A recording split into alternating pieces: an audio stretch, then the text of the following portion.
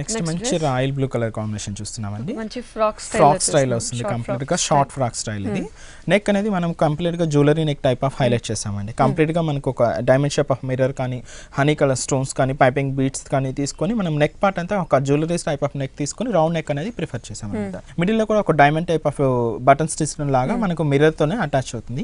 మనకి ఇది ఎక్కువ పార్ట్ కింద మొత్తం వేరియేషన్ అంటే మనకి ఖలీజ్ అనేది స్టార్టింగ్ నుంచి ఉంటుంది, షోల్డర్ నుంచి ఒక ఖలీజ్ అనేది హైలైట్ చేసుకుంటూ వస్తుంది. కొంచెం కింద డౌన్ కాగానే కొంచెం మిడిల్ కా స్టైల్ అనేది ఇక్కడ ఎలివేట్ చేస్తుంది అన్నమాట. ఇక్కడ ఇంత టోటల్ డ్రెస్ కాంబినేషన్ అంతా ఇలాగే ఉంటుంది.